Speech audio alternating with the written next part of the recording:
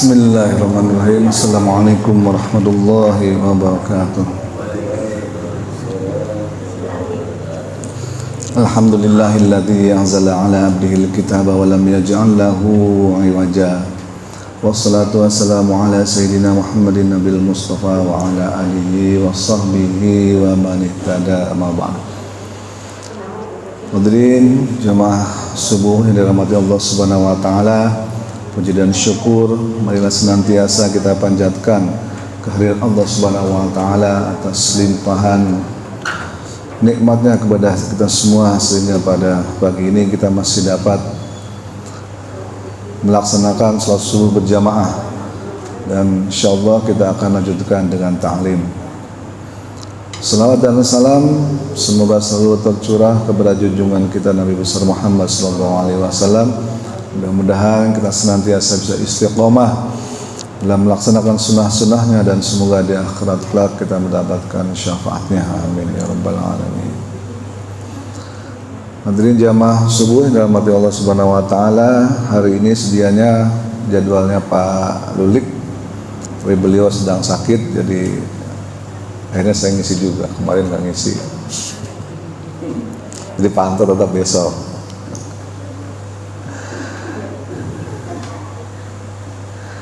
Baik, bismillahirrahmanirrahim.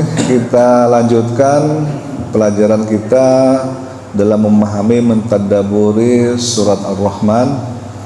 Kita sudah sampai ke ayat 29 ya sekarang. Bismillahirrahmanirrahim.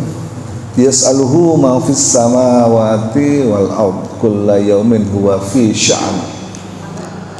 Jadi setelah Allah Subhanahu wa taala menjelaskan seluruh nikmat-nikmatnya dari awal surat, kemudian di ayat sebelumnya bahwa semua nikmat yang Allah Subhanahu wa taala sediakan untuk manusia bisa hidup dengan nyaman, melaksanakan tugasnya sebagai khalifah di muka bumi ini, Allah nyatakan kullu man 'alaiha fan. Semua itu akan binasa, semua itu adalah fana. Wa yabqa wajhu rabbika dzul jalali wal ikram. Hanya Allah lah yang kekal selama-lama, tidak akan pernah binasa. Jadi nikmatnya semua diciptakan langit, diciptakan bumi, diciptakan tumbuh-tumbuhan, dan semua akan musnah, akan binasa, kecuali hanya Allah Subhanahu wa taala yang kekal abadi. Lantas di ayat 29 ini dijelaskan yas'aluhu, karena semuanya akan binasa. Yas'aluhu, maka semua yang ada di langit dan di bumi, ma fis samawati wal ard, semuanya meminta kepada Allah Subhanahu wa taala. Yang di langit, para malaikat meminta kepada Allah Subhanahu wa taala. Kenapa? Karena tahu mereka akan fana, akan musnah dari dunia ini. Meminta buat apa? Meminta tentu untuk mereka, para malaikat juga takut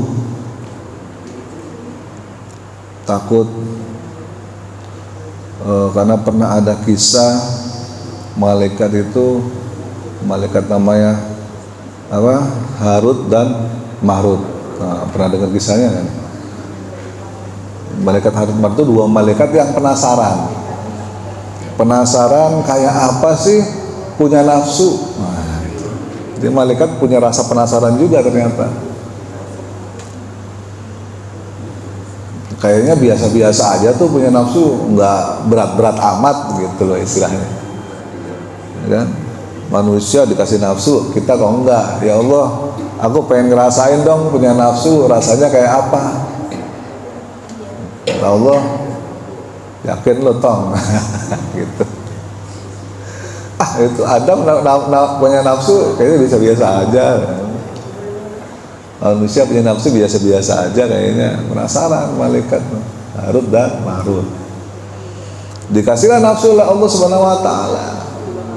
Ternyata apa? Bener, nggak kuat dia. nafsunya menggojolak tinggi, macam-macam dilakukan ya untuk memenuhi nafsunya. Semua perintah Allah dilanggar sama dia karena nggak kuat menahan gejolak hawa nafsunya. Akhirnya dihukumlah oleh Allah, digantung di antara timur dan barat sampai hari kiamat nanti. Jadi berdasarkan itu para malaikat juga berdoa, mereka takut seperti kejadian seperti Harut dan Marut seperti itu. Takut juga kejadian seperti iblis yang levelnya udah selevel sama para malaikat tapi melanggar, sombong, dan akhirnya diusir dari surga dan sampai hari kiamat dilaknat. Dan mereka pun berdoa pada Allah Subhanahu wa taala.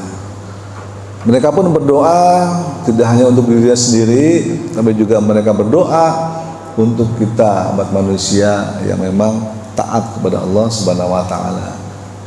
Sebagaimana kita sekarang sedang berkumpul di sini di dalam sebuah majelis.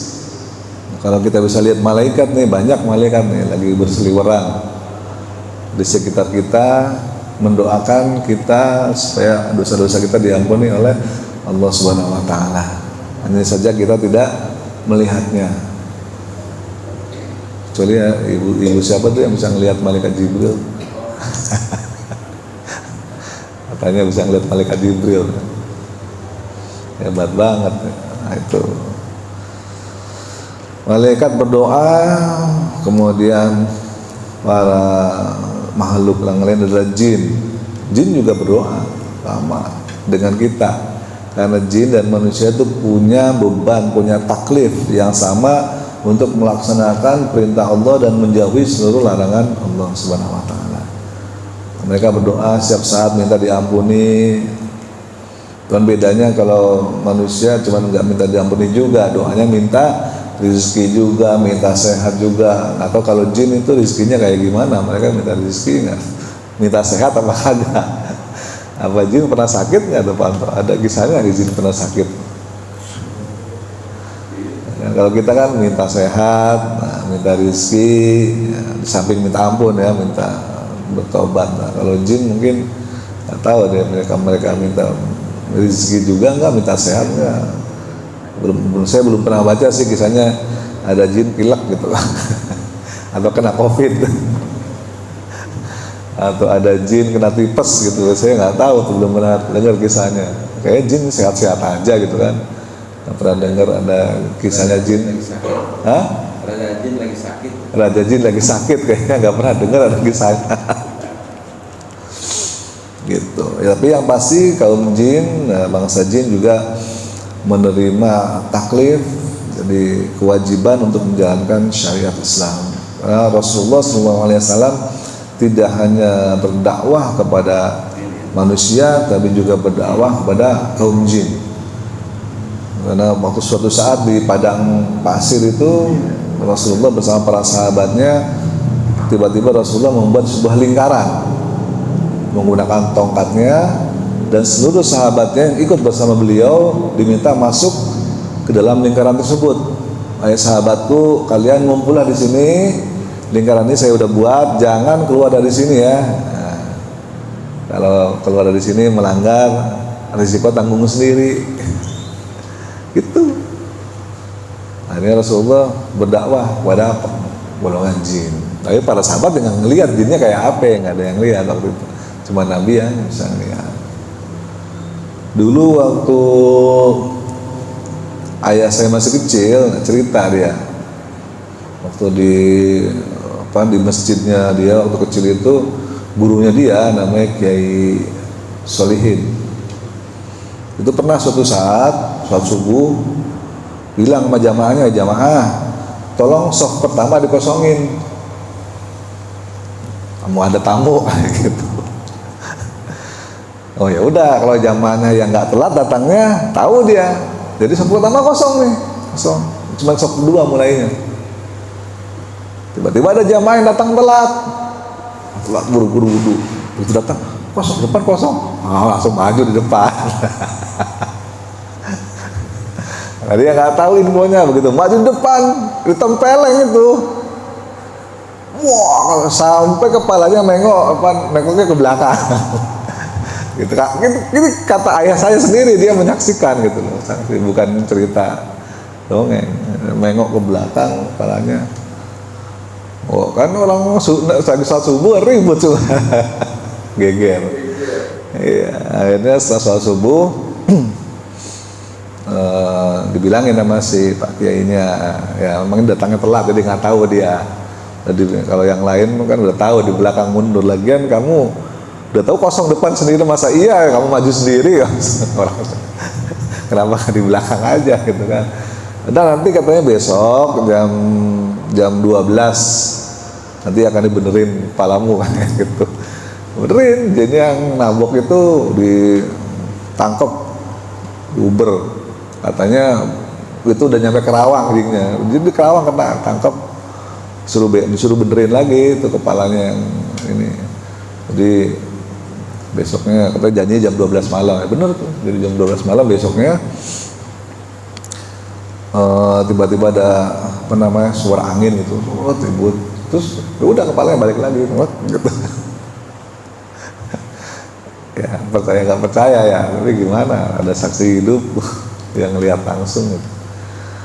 Jadi memang golongan jin dia ikut sholat subuh, makanya ada masjid jin kalau di ini kan di Mekah ya, masjid jin tuh paling nanti kalau ke Mekah coba aja, kalau penasaran pengen ngeliat kayak cobain dah untuk situ doa minta ya Allah, soalnya ada tuh tetangga saya dulu, tetangga saya ya kiai juga, dia ustadz gitu kan, penasaran, orangnya penasaran pengen lihat. Ya udah masuk masjid jin, sholat 2 rakaat itu, terus berdoa ya Allah saya tunjukkan, saya pengen lihat jin kayak apa sih bentuknya. Habis itu lari dia kamu kayak cerita kan, dia sebelah ngaji dia cerita, aduh gua nggak mau lagi lihat jin, kapok katanya. Emang kayak gimana bentuknya? Udah dah nggak karu-karuan kayak gitu, serem. Nah, itu paling nih kesempatan paling kalau melihat siapa tuh penasaran kan gitu. Masjidnya bagus. Masjidnya bagus. Nggak ada yang sholat di situ. Ada sholat boleh, biasa aja. Biasa kayak gitu. Bahkan ada sendiri ya. Itu namanya masjid jin. Emang banyak jin di situ. Khusus masjidnya untuk para jin. Sholat udah nggak takut gitu ya.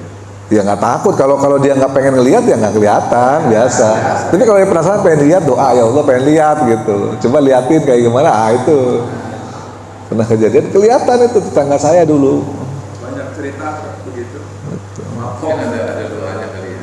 Ya enggak, doa biasa aja, ya Allah pengen lihat jin, tolong tunjukin, tolong tampakkan. Nah nanti Pak Yul kalau penasaran tuh 2028 itu datang ke situ kan 2028 kan berangkat haji. Nah itu penasaran ya berarti. Masjid masuk sama, jual barang sama. Nah, biasa aja. Begitu doang, ya kan. Nah itu Mau pagi, mau siang, mau malam, cobain kalau penasaran, cobain. Iya kan, hijabnya dibuka gitu, kelihatan. Sebenarnya kita kalau di sini bisa, cuma mungkin nggak sebanyak orang kali. Gitu. Coba di sini kelihatan. Coba aja. Coba aja sendiri. Ya gitu. Jadi artinya jin, malaikat, jin semuanya memohon kepada Allah Subhanahu wa taala. Sehingga apa? Kulla yaumin huwa fi sya'an. Allah Subhanahu wa taala tiap hari sibuk ngurusin kita, sibuk banget, sibuk fi sya'an, sibuk. Jadi jangan dikira Allah tuh nganggur. Kagak, cuma perintah-perintah doang, enggak, sibuk ya. Dari mulai semut, virus, cuma kan dikasih rezeki.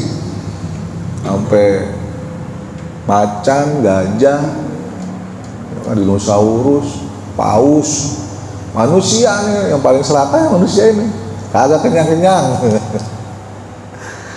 Kan kata Nabi, kalau manusia menemukan satu gunung emas, maka dia akan mencari gunung emas yang kedua. Padahal gunung emas yang pertama itu belum habis. Benar nggak? Nah, coba. Kalau udah ketemu gunung emas yang kedua, langsung dicari gunung emas yang ketiga dia. Padahal yang pertama sama yang kedua tadi belum habis. Nah itu manusia sebenarnya gak ada puas-puasnya, selalu aja minta lagi. Tapi karena Allah Subhanahu wa Ta'ala itu Ar-Rahman, ya dikasih sama dia, kasih. Meminta gunung emas kedua, ketiga, keempat dan seterusnya. Selama memang di bumi ini ada, kasihlah. Makanya banyak orang-orang yang kekayaannya itu luar biasa. Kayak siapa orang terkaya di dunia ini sekarang? Coba yang tahu? Namanya Jeff Bezos. Itu pemiliknya Amazon.com. Orang terkaya kekayaannya 1.400 triliun. Itu duit semua tuh. Kagak pakai kertas. Orang punya kekayaan segitu ya. Tapi Allah kasih. Makanya Allah sibuk ngatur orang, mau minta ini, minta ini, semua dikasih di dunia. Allah tidak membedakan mau orang kafir, mau orang Islam, beriman kayak kagak, ateis, selama dia minta dikasih sama Allah. Tapi di dunia, nah, karena Allah Ar-Rahman, gitu. Semua dikasih yang sama. Emangnya kalau orang kafir terus nggak bisa napas pakai oksigen kan kagak? Emang kalau orang kafir terus nggak dapat matahari kan enggak? Emang kalau orang kafir nggak bisa makan ikan kan nggak juga? Nah, sama semua, kasih rezeki yang sama, tergantung usaha masing-masing. Makanya jangan heran kalau kenapa ya, wah aku udah sholat ke masjid, rajin, zikir, baca al-waqiah, tapi kok kagak kaya-kaya lah, lu diem aja kagak usaha. Kagak kerja misalnya, kan begitu. Sementara mereka mah kagak ke masjid juga mereka usaha, kerja, berbisnis ya sukses lah. Karena di dunia ini tidak dibedakan orang kafir sama orang beriman. Bedanya kalau orang beriman dia kaya, dia akan banyak sedekah sehingga hartanya berkah. Kalau orang kafir banyak kaya makin pelit, sehingga seluruh hartanya nanti di akhirat. Tanggung jawab di akhirat, bedanya itu aja. Hah? Ya, gantungin ke lehernya. Jadi pilih mana nih? Mau kaya? Nah, coba bagaimana? Enak. Mereka kan nggak paham, nggak tahu. Dikasih tahu pun ya nggak peduli. Mana coba?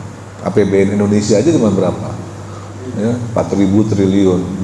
Itu udah mendekati setengahnya APBN Indonesia. Satu orang bayangin.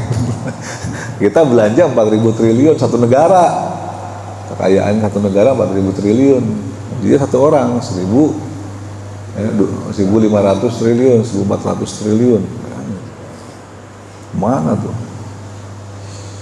Gitu. Jadi Allah Subhanahu wa taala kullu yaumin huwa fi sya'an, sibuk ngurusin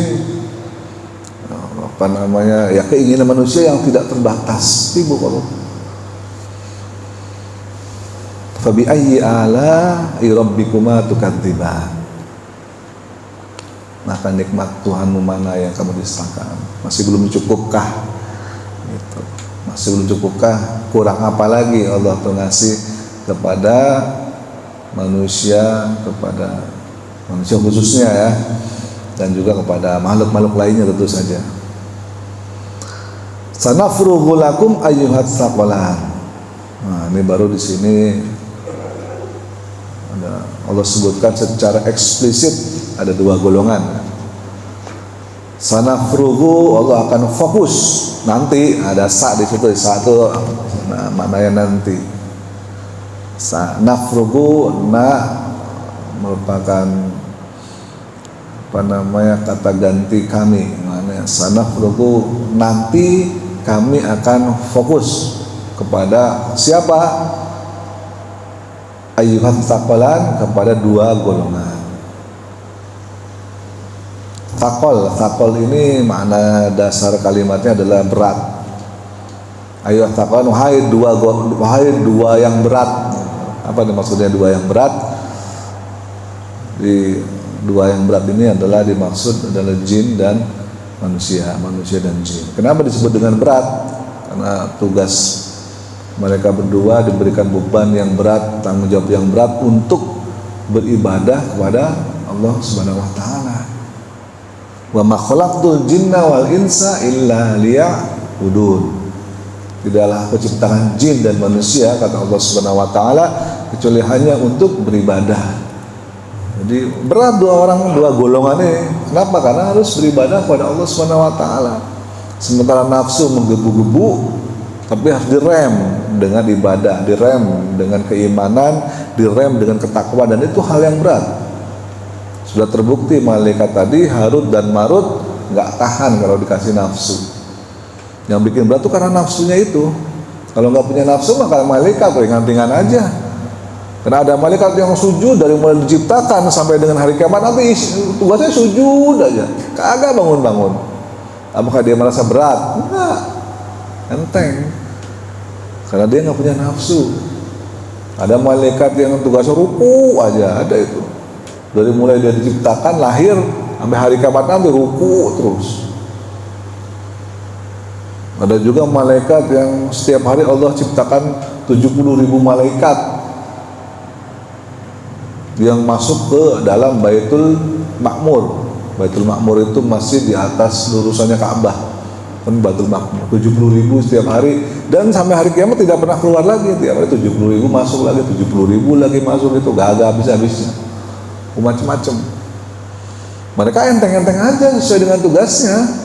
Gak ada perasaan berat, gak ada perasaan susah, karena mereka gak punya nafsu. Udah kayak robot, gampangnya gitu.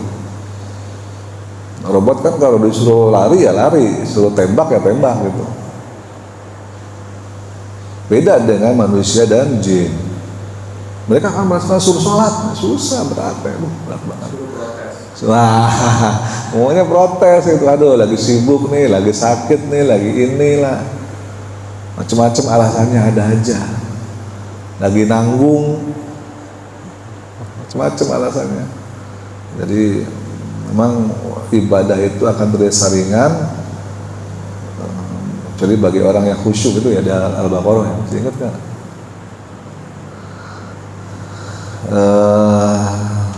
Apa ayatnya tuh? Illa alal khasyiin. Nah itu ibadah itu, sholat itu terasa berat kecuali bagi orang-orang yang khusyuk hatinya, yang bersih. Baru terasa ringan. Kalau orang ibadahnya udah terasa berat, berarti hatinya kurang khusyuk. Tapi kalau orang udah ibadahnya ringan, berarti hatinya sudah khusyuk. Nah, pada dasarnya seluruh ibadah itu akan terasa berat karena ada nafsu di dalam jiwa kita yang mengganduli supaya kita berat dalam melaksanakan ibadah kepada Allah Subhanahu wa taala. Makanya disitulah justru ujiannya. Kalau nafsunya bisa ditundukkan, bisa dikendalikan oleh kita sebagai manusia, justru disitulah kelebihannya dibandingkan para malaikat. Itu sebabnya malaikat diperintah untuk sujud kepada Adam. Usjudu li Adama fasajadu illa iblis. Saya sujud kalian semua kepada manusia. Kenapa? Manusia itu lebih hebat dari kalian. Kalian mah gak punya nafsu, manusia punya nafsu. Tapi walaupun manusia punya nafsu, mereka walaupun berat melaksanakannya, mereka toh tetap melaksanakan perintah Allah, melaksanakan ibadah, melaksanakan menjauhi larangan Allah Subhanahu wa taala, walaupun itu terasa berat. Gak ada orang yang bilang sholat itu yang simpel ya, sholat itu enteng-enteng aja, ringan. Gak ada. Apalagi kalau kita sibuk ya, lagi enak-enaknya nonton bola misalnya, udah mugul, ataunya adzan, nah itu kan berat, pasti ada pertentangan di dalam jiwa. Lagi enak-enaknya coding, nah itu errornya baru ketemu nih, adzan ada berat. Nanggung. Itu dia makanya manusia yang berhasil menaklukkan hawa nafsunya, menundukkan hawa nafsunya, dia lebih mulia dibanding malaikat. Terus sebabnya mereka disuruh sujud kalian di Adam kepada Adam. Sujud semua, sujud bukan dalam arti menyembah, tapi sujud menghormati, mengakui keunggulan manusia dibandingkan dirinya sendiri, para malaikat. Bahkan para malaikat semua ditugaskan untuk membantu manusia. Ada malaikat yang selalu nyatet bantu manusia sebenarnya. Ada nggak manusia yang bantu malaikat? Nggak ada, kelihatan aja kagak. Ada malaikat yang bagi rezeki. Malaikat apa itu?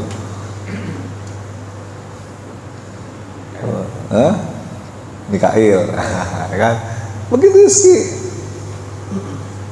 Jadi kalau pantau ya Allah, bonus project keluar dong. Itu malaikat Mikail datang. Nih, gitu. Ya, ada. Mereka tuh bantuin kita. Kita mah gak ada bantuin malaikat tuh. Kenapa? Saking tingginya posisi kita di hadapan Allah. Bantuin kita semuanya. Ya, kayak kita nih lagi majelis, ada malaikat yang datang ngedoain kita. Bantuin kita sama malaikat. Karena posisi kita lebih tinggi ya, dibanding para malaikat. Itu sebabnya dari awal malaikat disuruh untuk sujud kepada Adam alaihissalam. Begitupun dengan jin, sama sebetulnya. Contohnya iblis. Iblis itu adalah termasuk dari kalangan jin yang terus naik sampai langit ketujuh oleh Allah Subhanahu wa taala, derajatnya dinaikkan sehingga setara dengan para malaikat. Kenapa? Karena si iblis ini seorang yang ahli ibadah awalnya. 70.000 tahun ibadah di bumi, diangkat sama Allah ke langit pertama, dimuliakan. 70.000 tahun lagi ibadah, diangkat ke langit kedua, terus sampai hanya ke langit ketujuh, setara dengan para malaikat, kumpul dengan para malaikat. Saking mulianya si iblis ini, sampai akhirnya dia melakukan kesalahan, kesombongan, akhirnya diusirlah dia dan dilaknat sampai dengan hari kiamat. Jadi jin itu sama kayak manusia juga, dia harus beribadah kepada Allah, kalau enggak ya dosa, mendapatkan dosa. Sanafrugu lakum ayyuhat tsaqalan. Perhatian kepada dua golongan yang berat ini. Apa yang diperhatikan? Yang diperhatikan adalah tentu saja seluruh ibadahnya, manakala nanti aktivitasnya tidak sesuai dengan yang ditentukan oleh syariat, maka golongan dua ini harus mempertanggungjawabkan amalnya di akhirat nanti. Begitu sebabnya nanti di akhirat, di dalam persidangan akhirat, nggak ada tuh kucing yang ditanya, lu sholat kagak? Nah, nggak ada. Kan? Kebo yang ditanya, puasa apa kagak? Nggak ada. Yang ditanya hanya dua golongan, yaitu jin dan manusia. Ya Allah hanya fokus nanti di akhirat kepada dua golongan ini. Malaikat juga kagak ditanya. Malaikat tanya, kenapa lu salah nyebut nyawa Israel misalnya? Nggak ada tuh. Kenapa Mikail salah ngasih rezeki? Nggak ada. Mestinya duitnya dikasih ke Pak Yul, maka dikasih ke saya. Nggak ada tuh. Nah, salah alamat nggak pernah ada. Jadi nggak ada pertanggungjawaban untuk para malaikat, untuk hewan-hewan, nggak ada. Yang menerima pertanggungjawaban, yang menerima taklif itu hanya dua golongan. Maka disebut dengan berat tadi, dua golongan, yaitu golongan manusia dan golongan jin. Yang dua-duanya nanti di akhirat akan ditanya. Jadi Allah fokus hanya menanyai dua golongan ini. Kamu di waktu hidup di dunia ngapain? Ibadah apa enggak? Nah, kalau nanti ibadah lebih banyak pahalanya dibandingkan dosanya, maka bisa masuk ke dalam surga. Kalau dosanya lebih banyak dibanding pahala, maka dia akan dicuci dulu sebelum masuk ke dalam surga. Kalau dia golongan yang kafir, maka seluruh kebaikan, seluruh pahalanya akan musnah seperti debu. Maka dia tidak hanya sekedar dicuci, tapi dicemplungin ke dalam rangka untuk selama-lamanya. Sanafrugu lakum ayyuhat thaqalan. Begitu berat tugas dua golongan ini, sehingga harus hati-hati jangan sampai terpeleset. Fabi ayyi ala'i rabbikuma tukadziban. Lagi Allah sebutkan nikmat mana yang kamu dustakan. Semua sudah dikasih nikmat. Nikmat ibadah itu adalah nikmat. Nikmat jadi khalifah di bumi juga merupakan sebuah nikmat. Maka kalau kita tidak diberikan tugas sebagai khalifah, kita tidak akan diberikan kemampuan untuk bisa mengeksplorasi atau mengeksploitasi kekayaan alam yang ada di bumi. Sehebat-hebatnya monyet, simpanse, nggak tahu dia caranya gimana nambang emas, karena memang tidak diberikan kekuasaan, bukan khalifah di muka bumi. Tapi manusia tidak ada yang tidak bisa dilakukan di muka bumi ini. Bukan cuma gunung emas yang ditambang, tapi dasar lautan yang dalam juga dikeruk sama dia habis. Sehingga Allah katakan, ya ma'syaral jinni wal ins, wahai golongan jin dan manusia, ya ma'syaral jinni wal ins, ini istata'tum an tanfudu min aqtaris samawati wal ardi fanfudu la tanfuduna illa bisultan. Gitu kata Allah Subhanahu wa taala, wahai golongan jin dan manusia, silahkan jika kamu bisa menembus langit dan bumi, keluar dari takdir Allah Subhanahu wa taala. Cari Tuhan yang lain, cari langit yang lain, cari bumi yang lain, silakan keluar, loloskan diri kalian kalau bisa. Kalian nggak akan bisa. Selalu Allah gitu. Jadi kalau ada orang yang kafir, kalau ada orang yang nggak mau ibadah kepada Allah, nggak mau taat dengan perintah Allah, silakan kata Allah. Soalnya tinggalkan bumi, tinggalkan langit, cari bumi lain, cari langit yang lain, cari Tuhan yang lain. Ada nggak kira-kira? Kalau kita diusir dari Pamulang, ya kan, ya tinggal pindah ke Bandung. Diusir dari Bandung, pindah ke Surabaya, makin jauh. Lah kalau diusir dari langit, dari bumi, kemana larinya? Ini sata'tum antanfudu min aqtaris samawati wal ardi fanfudu, silakan tembus langit tuh, tembus bumi. Ada nggak orang yang bisa tembus langit? Nggak ada sampai sekarang ya. Sejauh-jauhnya manusia pergi itu sampai bulan doang. Bulan mah gak ada apa-apa, deket. Lah belum sampai ke bintang Alpha Centauri, belum sampai ke Bima Sakti, Andromeda, masih jauh. Nggak bisa. Mau langit ke langit ke yang mana lagi? Nah, ke Mars saja belum bisa-bisa kan gitu, apalagi ke planet yang lain, apalagi ke bintang yang lain gitu. Kalau silakan tembus langit sono. Kalau mau kabur dari gue kata Allah, silakan tembus langit sono, cari langit yang lain kalau ada. Atau kalau nggak mau ke atas, nggak mampu atas, tembus bumi dalam, tembus, ngumpet tuh di bumi sono paling dalam, entah di mana gitu kan. Nah, manusia ada yang nggak bisa ngebor bumi itu, ada nggak? Hah? Ngebor bumi paling dalam berapa kilo? 12. Hah? Ya? 17 ribu. Yang itu loh, yang 12 kilo sumur di Rusia. Di Rusia ya kan? Berapa? 12.000 ya? 12 atau 17 ya. Pokoknya cuma segitu. Ibaratnya apa? Bumi ini berarti segini nih. Masih segini. Kalau bumi ini berarti gedenya segini nih, bola gitu kan, bola apa, basket gitu kan, ya baru segini, masih jauh.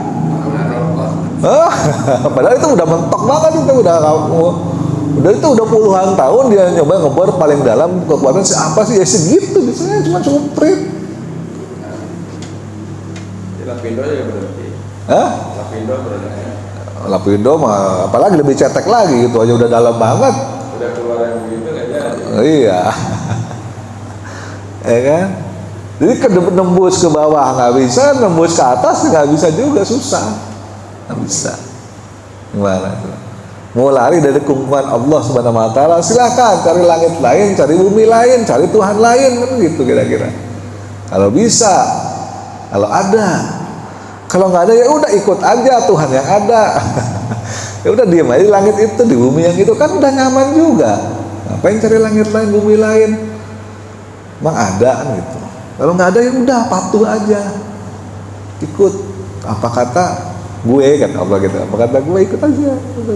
Kalau nggak mau ikut tuh silahkan tembus tuh langit, cari kabur dari langit gue. Tembus juga bumi, kabur juga ngumpet di dalam. Batnya gitu. Nafsunya tuh kuat sekali ya. Iya. Yang namanya nafsu itu nggak ada batasnya. Nggak ada batasnya nafsu, nggak bisa dibatasi. Sama ke akal manusia juga nggak ada batasnya loh, hebat manusia ini. Di kepala manusia yang segini kecilnya itu bisa tertampung matahari, bulan, ya kan, bumi, planet, galaksi. Ini kan ada semua di kepala. Kepala yang kecil tapi bisa menampung seluruh informasi yang luar biasa banyaknya, nggak terbatas. Begitupun nafsu juga nggak terbatas, nggak ada batasnya. Maka kata Allah, silahkan tembus langit dan bumi, cari kolong langit lain, cari bumi yang lain untuk hidup. Kalau kalian bisa, kalian nggak akan bisa, kata Allah. Illa bisultan, kecuali ya kalau dibantuin. Berarti ada nggak kira-kira langit lain, bumi yang lain? Mungkin aja ada gitu. Kalau Allah mau bantuin. Makanya entah kata-kata para ilmuwan kan ada yang namanya parallel universe. Apa itu parallel universe? Jadi katanya jagat raya ini ada paralel, ada banyak. Kita itu ada banyak di jagat raya ini, jagat raya ini, jagat raya ini, dan seterusnya. Panjang ceritanya kalau cerita ini. Baik, mungkin itu aja hari ini sampai ayat ke-33. Apakah ada pertanyaan? Ya. Makhluk yang diberi tugas oleh Allah itu wajib sama manusia Ya. Berarti komunitas jin dengan manusia itu sama ya, misalnya ada kiai atau ulama juga. Ya sama, kurang lebih seperti itu. Terus kalau misalnya nanti mereka masuk surga nih, manusia juga, maka bisa kelihatan kasat mata kita kelompokin sama manusia berpisah kita nanti. Nah, nggak usah golongan jin. Kalau udah masuk surga, malaikat juga kelihatan. Oh, Jibril tuh kayak gini, gitu. Oh, berarti kelihatan semua ya? Kelihatan lah. Jangankan Jibril, katanya di dalam ayat Al-Quran dinyatakan bahwa kita bisa melihat Allah Subhanahu Wa Taala. Iya, kalau kita udah bisa lihat Allah semua. Ya pasti semua kelihatan. Kalau Allah yang maha gaib kelihatan, gimana? Tuh. Kita akan bisa melihat Allah Subhanahu Wa Taala setiap 500.000 tahun sekali. Gitu katanya. Karena sehari di sana itu sama dengan setiap 500 tahun sekali ya. Sehari kan sama dengan 1000 tahun ya, gitu kan. Sehari sama 1000 tahun. Nah, Allah itu hanya bisa dilihat pagi sekali, sore sekali. Jadi dibagi dua. Jadi setiap 500 tahun sekali kita bisa melihat Allah Subhanahu Wa Taala di surga nanti. Ada yang bilang seperti itu. Jadi kalau Allah aja yang maha gaib kelihatan, apalagi manusia, apalagi jin, apalagi malaikat, kelihatan semua pasti. Oh ini Israel yang dulu nyabut nyawa gue. Nah, mana lu? Ngobrol deh Pak sama malaikat Israel, nggak bisa nyabut nyawa lagi, ya gitu, nggak bisa dia. Gue udah abadi nih, nggak akan mati. Gitu. Temu sama malaikat Jibril, temu sama Mikail, temu sama yang lain-lain, Raqib dan Atid. Gimana lu cara nyatetnya dulu? Oh gini ternyata catatannya. Gitu. Bisa ngobrol nanti. Yang paling enak ya ngobrol sama Nabi ya. Kalau surganya selevel, kan surga ada 100 level ke atas. Kalau surga selevel, kata ada seorang sahabat yang nanya, ya Rasulullah, tolong doakan aku. Kenapa? Minta doa apa? Aku pengen masuk surga tapi yang selevel denganmu. Aku nggak mau surganya ecek-ecek yang level bawah, maunya selevel sama kamu yang paling atas biar bisa bareng gitu. Apa yang kata Nabi? Bantu aku ya dengan banyak bersujud. Tuh, itu aja kuncinya. Jadi kalau mau surganya selevel sama Nabi, banyak-banyaklah bersujud, banyakin sujud. Jadi jangan cuma 17 kali sehari, tambahin yang lain-lainnya sujudnya. Maka Nabi akan membantu, bantulah aku kata Nabi, help me to help you, ya kan? Bantu aku dengan banyak bersujud. Kalau engkau banyak bersujud, nah aku nanti akan bantu supaya kamu bisa selevel sama aku sudahnya. Cintai anak yatim ya. Hah? Cintailah anak yatim, makanya kan. Nah, sebagaimana ini. Ana wa kafirul yatimi fil jannati hakadha. Saya dan anak yatim nanti, dan saya dan pemeliharaan anak yatim di surga, di dalam surga hakadha seperti ini, dua jari ini. Nah, berdampingan nanti ya. Gitu. Ada juga anak yatim, macam-macam caranya. Ada banyak bersujud, ada bantu anak yatim. Gitu. Artinya semua bisa dilihat. Malaikat, jin dan semuanya nanti tidak akan ada lagi sekat-sekat seperti yang sekarang ya. Sekarang kan ada sekat-sekatnya tuh. Ini semuanya akan terbuka. Jangankan di surga, begitu nyawa kita diambil, itu tabir semua terbuka. Kalau mau tahu entar rasain deh. Ya. Mau lihat nggak? Gitu. Penasaran? Kalau tujuan penciptaan manusia dan dia selain beribadah, kalau manusia kan selain beribadah sebagai khalifah juga. Iya. Kalau jinnya itu apa? Jin itu dulu sudah diberikan kesempatan. Jadi sebelum manusia diciptakan, Allah jadikan jin malam-malam itu sebagai khalifah di bumi juga sama. Kesempatan udah. Tapi mereka sama kayak kita nih, menghancurkan, bahkan lebih parah mereka. Itu sebabnya paling mereka kan komplain waktu Allah ciptakan Adam. Ataj'alu fiha may yufsidu fiha wa yasfiku dima. Ya Allah, ngapain kau ciptain makhluk lagi yang nanti akan berbuat rusak dan menumpahkan darah di muka bumi?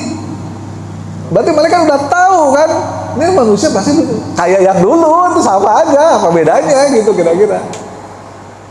Dulu kan kau udah bikin, seolah-olah malaikat gitu bilangnya, kau udah bikin dulu makhluk ada khalifah, tapi kan bikin kerusakan. Apa yang kau bikin lagi makhluk? Apakah kami nggak cukup nih? Wa nahnu yusabbihu bihamdika wa nuqaddisu lak. Apakah kami ini nggak cukup bertasbih kepadamu, memujimu, mengagungkanmu? Apa kata Allah? Ana alamu ma la ta'lamu. Tahu apa? Ana lebih tahu daripada ente. Dan diem aja gitu. Mengkerut lah gitu malaikat itu. Sok tahu ente itu. Menciptakanlah. Memang beda makhluknya. Kalau jin tuh makhluk halus, tidak punya jasad. Manusia ya kan punya jasad. Tuh. Jadi malaikat nggak tahu bahwa jin, kalau jin itu karena dia nggak punya jasad, dia nggak bisa berinteraksi dengan bumi sebagaimana mestinya. Kan dia kagak makan ya, sama Allah dibikinin apa, pohon korma kagak dimakan, nggak bisa makan. Dibikinin nasi padi juga nggak bisa dimakan. Dibikinin ayam, nggak tahu cara makan ayam gimana, bikin sampai ayam nggak tahu anjing. Makanya para malaikat nggak tahu apa sih lu kagak tahu. Ini kan makhluk halus, beda gitu loh, seolah-olah gitu. Oh bikin lagi nih makhluk yang punya jasad, yang ente nggak tahu caranya gimana. Ya, kan mau jadi apa seperti apa nantinya. Jadi mereka udah dikasih kesempatan jin itu sama Allah untuk jadi khalifah dan gagal. Ya, Allah ciptakan makhluk yang lain. Allah kan senang aja gitu. Kalau gagal bikin lagi, gagal bikin lagi. Ganti yang baru. Ya kan dulu Bani Israel, ya kan digadang-gadang untuk menjadi umat terbaik. Allah puji-puji Bani Israel, gagal, ganti yang umat Islam.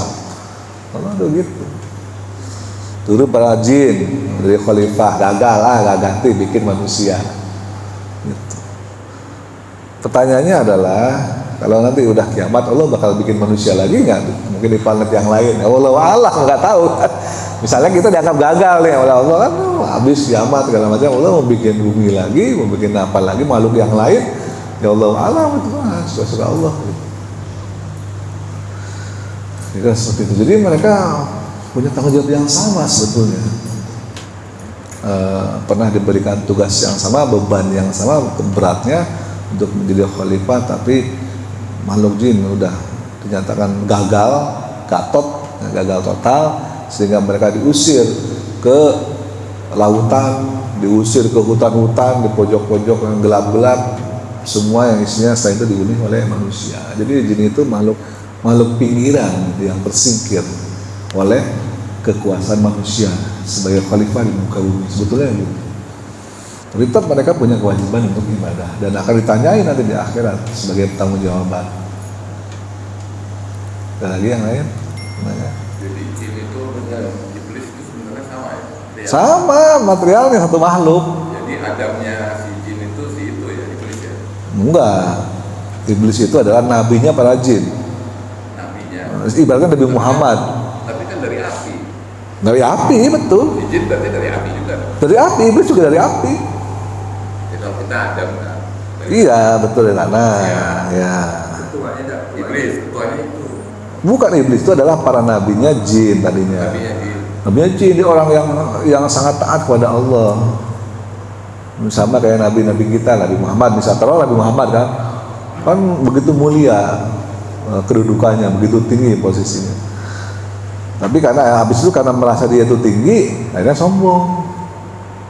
Makanya Allah kalau kita kita renungkan ya, kenapa sih di dalam tahiyat kok Nabi Ibrahim disebut-sebut? Ngapain coba? Kan tahiyatnya cuma Nabi Muhammad aja, Allahumma sholli ala Sayyidina Muhammad.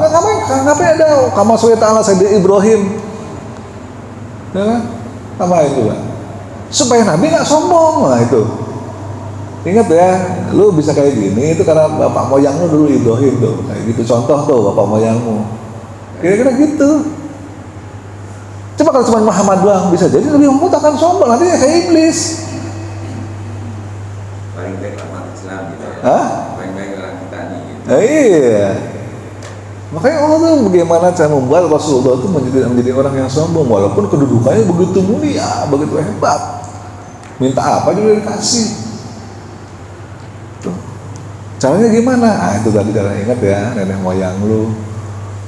Tuh. Jadi supaya merendahkan hatinya. Karena bagaimanapun orang kalau diberi kedudukan nanti itu muncul rasa sombongnya. Nabi Musa contohnya. Tanya sama Allah, ya Musa, ya siapa yang paling berilmu di dunia ini, manusia mana? Aku ya Allah. Tuh kata Musa. Udah mulai muncul rasa sombongnya. Kagak kata Allah. Ada yang lebih berilmu daripada kamu, siapa? No, coba kamu cari tuh dua lautan yang bertemu, tuh di situ ada Nabi Khidir. Itu jadi Allah menjaga para nabi ini supaya apa? Tidak sombong. Karena begitu sombong kayak iblis. Maka iblis itu ya udah setara kayak para nabi, bahkan lebih tinggi, mereka udah setara sama malaikat. Tinggalnya aja di langit ketujuh, di dalam surga bersama dengan para malaikat. Makanya waktu malaikat disuruh sujud, illa iblis, kecuali iblis. Berarti ada dong iblis di situ kan, di antara para malaikat. Kan ada.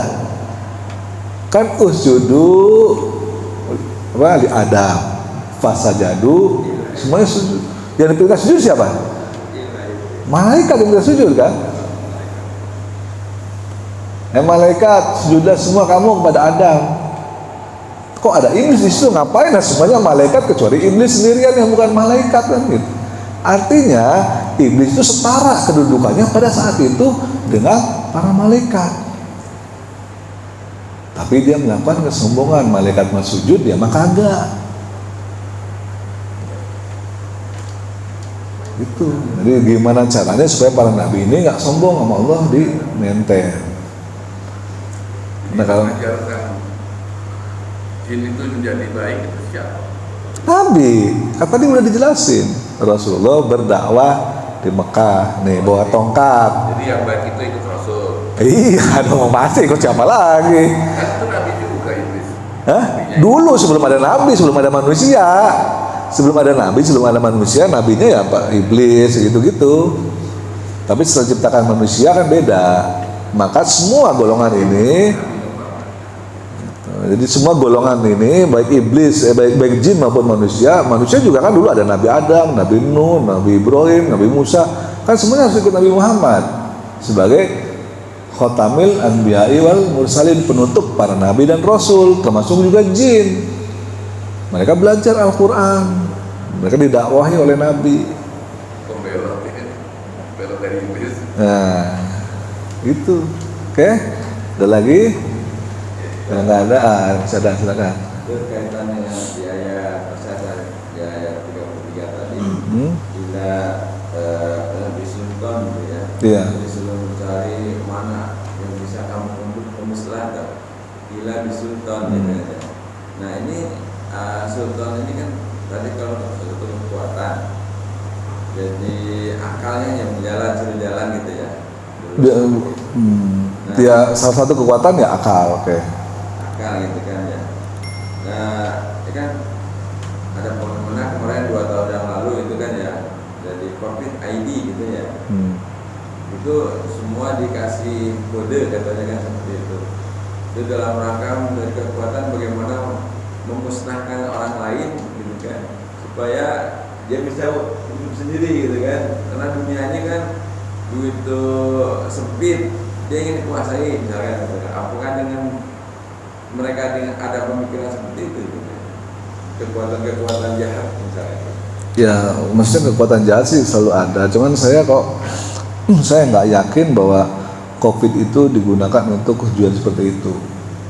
Karena wabah itu selalu terjadi siklusnya setiap 100 tahun sekali. Bahkan dalam sejarah kita lihat dalam tarikh itu Umar bin Khattab pernah nggak mau masuk ke kota Madinah karena ada wabah di situ, kan gitu. Ada ta'un namanya. Nah, ta'un kan dalam hadis kan gitu, ta'un. Khalifah, kenapa kamu nggak mau masuk ke Madinah? Enggak, lagi ada wabah di situ tuh. Berarti wabah itu adalah satu hal yang memang terjadi siklus. 100 tahun yang lalu wabah yang melanda dunia ini adalah wabah cacar. Dan itu membunuh bahkan lebih banyak dibanding COVID yang sekarang. Jumlah yang terbunuh, yang meninggal. Kenapa? Karena belum ada obatnya. Zaman dulu cacar kan orang bentol-bentol, ngeri ngelihatnya bahkan. Kalau COVID masih mending kan, orangnya masih baik-baik aja, kelihatan cuma batuk-batuk doang, panas. Coba bayangin, jutaan orang terkena cacar bersama-sama di seluruh dunia. Kan lihat aja ngeri, bentol-bentol gitu kan, merah-merah, ada yang keluar airnya, nanahnya. Serem ngelihatnya. Kita aja ngelihat orang yang kena cacar kan serem, takut deketin, kena nular. Iya, karena Nabi Ayub. Nah, 100 tahun yang lalu bencana COVID itu ya cacar. Dan bahkan itu membunuh lebih banyak jutaan orang dibanding COVID yang sekarang. Kenapa? Karena belum ada vaksin, belum ketemu vaksin dasar apa. Hanya kan waktu kita SD dulu kan sudah cacar semua vaksin supaya tidak terkena seperti itu. Gitu.